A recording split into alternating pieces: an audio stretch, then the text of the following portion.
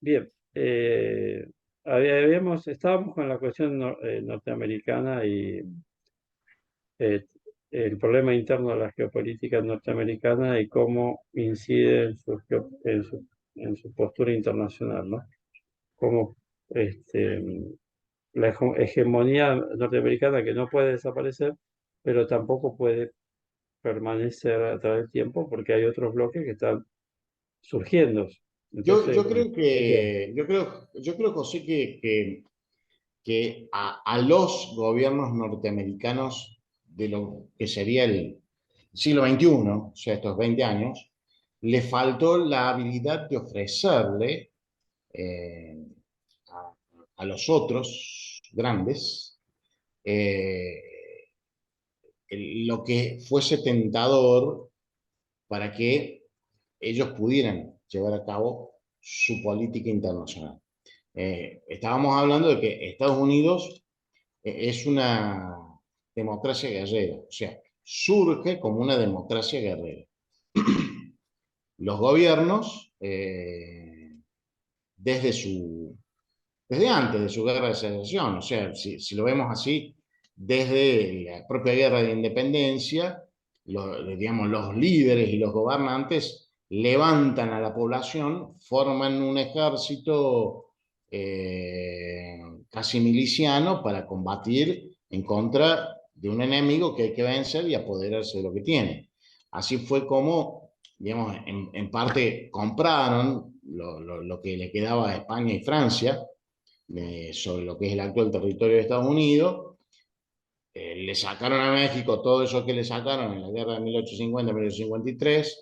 En la guerra de secesión fue esa guerra interna de ellos para llevar adelante el tema industrial, pero después, bueno, ellos se lanzaron a la guerra de Cuba, a la guerra de Filipinas, pero sobre todo ellos quisieron pasar al frente con la Primera Guerra Mundial. ¿Por qué? Y bueno, porque las potencias europeas no podían definir el conflicto. Básicamente, Gran Bretaña y Francia no podían vencer al Imperio Alemán si no tenían el apoyo norteamericano. O sea, en la última ofensiva alemana es en enero de 1918, que es la ofensiva del Camino de las Princesas. Tuvieron a 3 4 kilómetros de tomar París, pero un mes antes venían desembarcando en el norte de Francia 3 millones de soldados norteamericanos. Entonces, ahora había 3 millones de soldados más con los cuales había que luchar. Por supuesto, no tenían arma ni equipo, pero...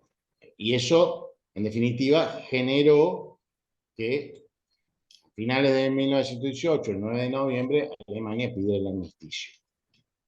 Estados Unidos quiso cobrar, porque decíamos, las guerras, para hacer la guerra hay que poner plata, hay que poner hombres, hay que poner armas, hay que poner logística, transporte. Se produce la guerra, unos ganan y otros pierden, y después hay que ver quién paga la guerra y quién la cobra, que ahí es lo que el general Rakana le llama a esto la estrategia y la ideología. ¿Eh? Y en realidad, a la Primera Guerra Mundial no la pudo cobrar integralmente nadie. Eh, Así que eso generó toda esa Sí, cultura porque europea de los años fue 20. fue una cuestión también de que asfixiaron a Alemania y no le dejaron salida para que tenga recursos para pagar, porque por- Pero aparte de eso, José, en ese momento Alemania era la máquina industrial del mundo. Es como China hoy. Entonces, le pusieron trabas a su producción y le dijeron paga. Y bueno, Alemania no producía en volumen y ninguna otra economía, ni Francia ni Gran Bretaña, podía equipararla. Entonces, el sistema industrial y productivo y comercial mundial estaba caído porque no había producción. ¿Qué le pasó acá a la Argentina a causa de eso? En 1920, acá la Argentina sanciona la ley de sustitución de exportaciones, porque la Argentina exportaba carne, maíz y trigo a Europa. Eso es lo que hizo de la Argentina un país agroexportador. La década del 80, o sea, la parte final del siglo XIX. Pero, pero los europeos ya no podían comprar y pagar. Entonces la Argentina tuvo que enfrentar la necesidad de industrializarse y de cambiar su matriz económica.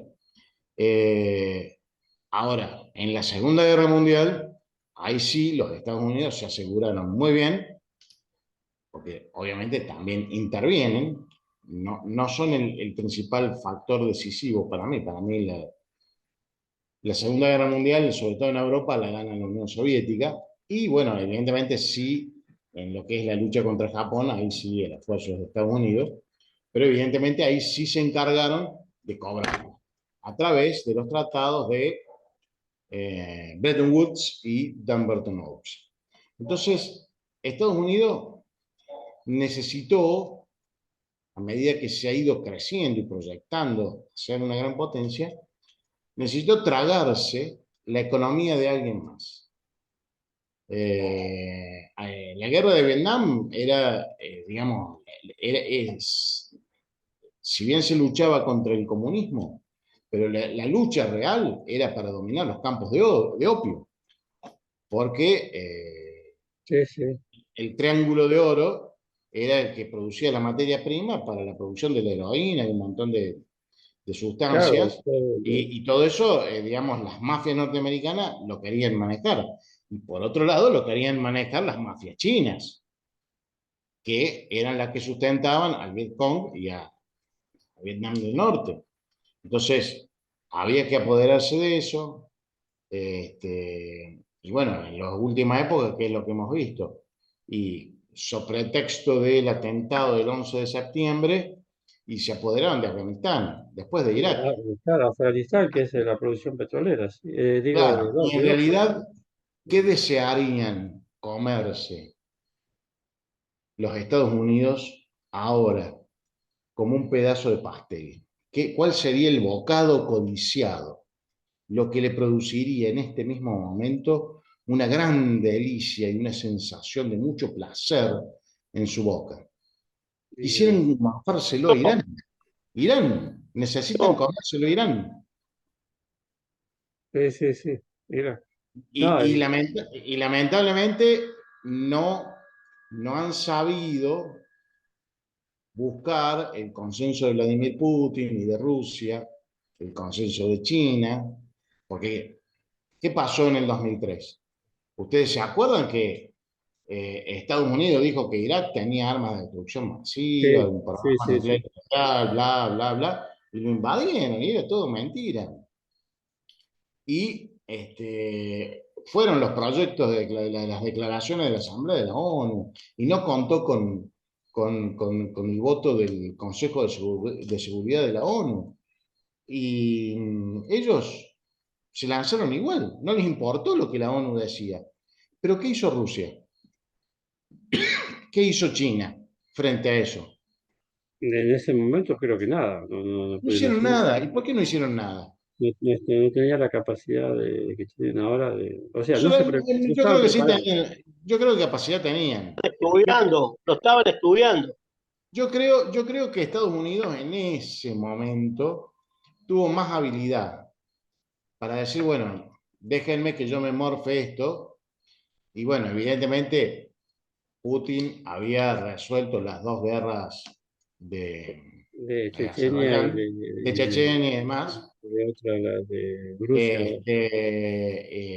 Evidentemente que Pero, eh, pero la economía de Rusia empezó a crecer en ese fíjate momento. que la cuestión de invasión de Ucrania, la viene preparando en el 2014.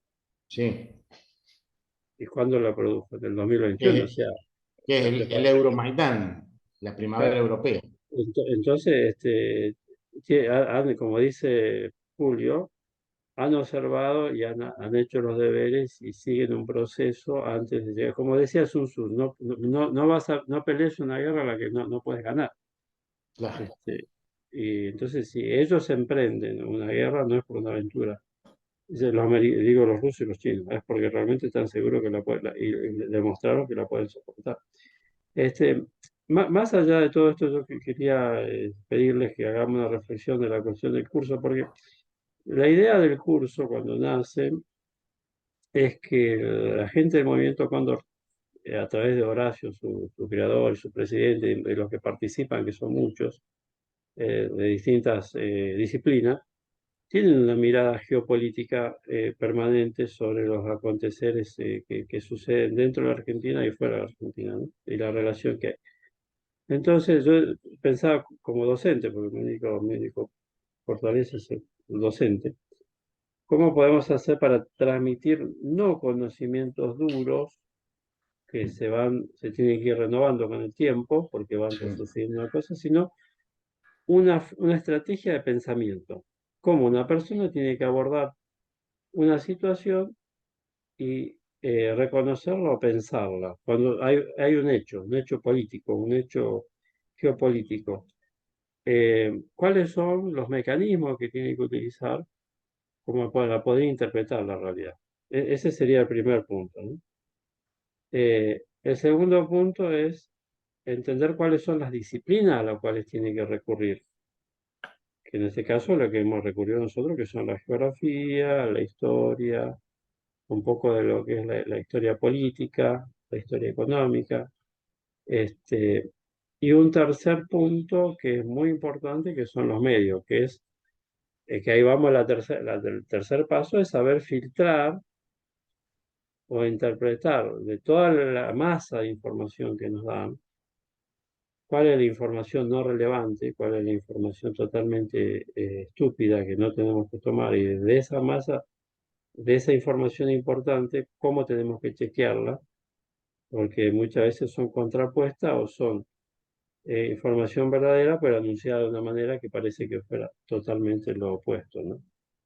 Eh, y lo rematamos con la guerra de las mentes, porque evidentemente una de las grandes cuestiones hoy en día es la guerra de información. Vos fíjate que cuando se produce la invasión de Rusia a Ucrania, cómo han actuado a través de todos los medios, TikTok, videos, filtraciones, acciones de artistas, con un apoyo totalmente por ahí lícito hacia Ucrania, pero también con una creación, el intento de crear una rusofobia, de que todo el ciudadano ruso, por el hecho de ser ruso, ya era culpable de un acto de guerra Recordemos que a causa de esto, la Federación Rusa de Fútbol fue expulsada del Mundial de Qatar el año pasado.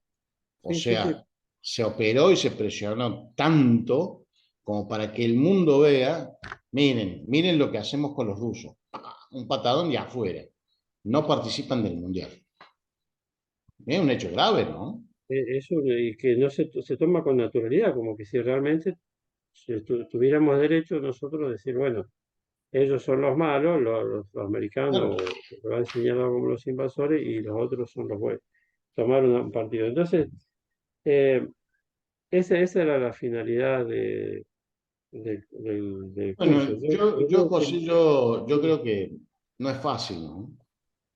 No es fácil. ¿Puedo, puedo Sí, opinar algo? Profesor, estamos ansiosos por escuchar. No quiero interrumpirlo a Pablo.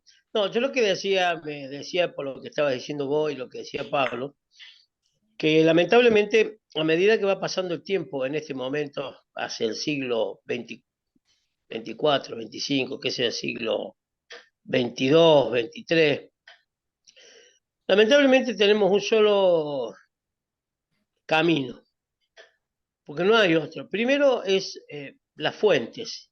¿De dónde vienen las fuentes? ¿Qué fuentes tomar para realmente decir, estamos en el camino correcto? Porque la única fuente verdadera que va a existir es la que uno ve, la que la persona quiere ver, es la mejor fuente. La demás, desgraciadamente, vos viste que aquí en Argentina todo digamos, el periodismo está comprado, dice lo Sí. que los otros quieren que digan, pero en el mundo pasa exactamente lo mismo. Y ahora con la inteligencia artificial va a existir un montón de cosas que no son, pero como lo hacen con la inteligencia, parece que lo son. Ese es un punto que yo tomo como primera, digamos, información para obtener. Lo segundo que tú comentas con respecto a la geopolítica y todo lo demás, mira, hay un caso típico que ustedes lo han escuchado muchas veces. Van a largar la bomba atómica, van a largar la bomba atómica, van a largar la bomba atómica. Miren, yo creo que, creas o no, largar una bomba atómica conlleva allá el exterminio total del mundo. Y los grandes potencias lo saben. O díganme ustedes y piensen, ¿por qué entonces Rusia no larga la primera bomba atómica? ¿Por qué Estados Unidos tampoco la larga? ¿Qué están esperando? O sea, es mucho grigri para el grillo. Ahora, sé que la están pensando, sé que la están pensando. Y que Pablo no me deje mentir, pero las potencias más importantes, yo creo que deben estar hablando de decir, che, si la larga, ¿qué pasa? Si no la largas, ¿qué pasa? ¿Cómo hacemos para hacerlo callar esto? Porque, a ver, antes China no se lo contaba para nada, y estamos hablando desde 1900 para acá, porque 1800, de 1900 para atrás, que no me deje mentir Pablo, a China se lo utilizó mucho. Es más, hasta la película Kung Fu, todos los chinos eran todos esclavos. Así que imagínense, ahora China se la está vendiendo a Estados Unidos de otra forma. ¿En qué? Las pequeñas porquerías que le ven, entonces a la gente le gusta el merchandise. Pero China, ¿cuándo se le iba a contar que iba a ser un gran poder? Nunca. A pesar que fueron los inventores de la pólvora, inventores del fideo. Pero vea, el problema grave, grave, grave para mí en este momento, en la geopolítica, es los pueblos, cada uno de ellos, buscan un beneficio. Y sobre ese beneficio lograr obtener la mayor cantidad de cosas posible para vivir bien, estar bien y todo lo demás. Pero hay una cosa que se han olvidado entre todos los pueblos, que es la unión, que es el amor, la fraternidad y todas estas cosas que lamentablemente no se tocan. Más tocan problemas de la guerra que otra cosa. Yo tengo, vos tenés, vos más tenés, menos tengo yo, dame aquello, dame lo otro. O sea, el primer, por ejemplo, que me lo puede decir Pablo, creo que siempre fue la venta de armas. Desde años A, la venta de armas. Desde la época, es más, hasta la época de los Far West, que nosotros veíamos por televisión, se le vendía armas a los indios, supongamos. ¿Y dónde estamos llegando a todo esto? ¿Qué vamos a llegar al momento que tenemos que usar ondas, arco y flecha? Porque vamos a terminar así prácticamente, si seguimos así. Claro, pero Entonces, el problema que también, como decía Pablo, es que no se puede parar. O sea, pues yo decía, por ejemplo, ¿por qué Trump se quería retrotraer a un espacio de seguridad de Estados Unidos? Pues pasó a ser la hegemonía mundial, todo el mundo va a poder Estados Unidos. Y ahora que hay otros actores, no tiene la capacidad de volver a un espacio, decir, bueno, voy a definir un espacio vital y vuelvo hasta acá. José, sí se puede parar. Lo que pasa que hay individualidades, como Donald Trump, por ejemplo, Claro, nadie quiere pagar costos hay, políticos. hay grupos que tienen poder y dinero y que es, bueno, pero se tienen que acomodar porque lo pueden perder todo. Y después también hay sectores sociales que se benefician. Entonces, volver implica perder, pero tal vez evitar un holocausto nuclear. Entonces estamos dentro de los mecanismos de la democracia que, digamos, como hay fallas o no, pero no es una persona como un rey que puede decidir, sino que existe una institución y ahí es donde están las luchas internas que afectan a las cuestiones externas, como también habló Rakana, ¿no? Y creo que esta sería la conclusión de lo que, ¿sí? de todo. Tenemos que Por estar ahora, atentos. por los próximos meses, ¿viste cuando jugás al truco ¿Sí? y jugás así en pareja? Vos sos mano y tu compañero es pie, y vos lo mirás y el tipo te dice, no, vení acá, juega bajito, juega bajito. Entonces, vos tenés un 2 de espada, un 3 de basto, Para aguantar el tercero, sí. y tu compañero tiene para el envido y tiene, no es un 7 de oro o algo más, y Una los otros alianza también. estrategia, Entonces estratégica. vos tirás un 6 de basto y el otro jugador va a tirar una sota. Están tirando eso, que no quiere decir que sean armas viejas, pero su poderío está Limitado. acotado. Ahora, el tema es que vayamos todos en la mesa del truco manteniendo un puntaje parejo. Cuando se empieza a desbalancear, y bueno, ahí ya tiramos las cartas grandes. Ahora, Y ese es el problema que hay. los países que están involucrados tienen grandes líderes, o sea, gracias a Dios, no hay O sea, ninguno.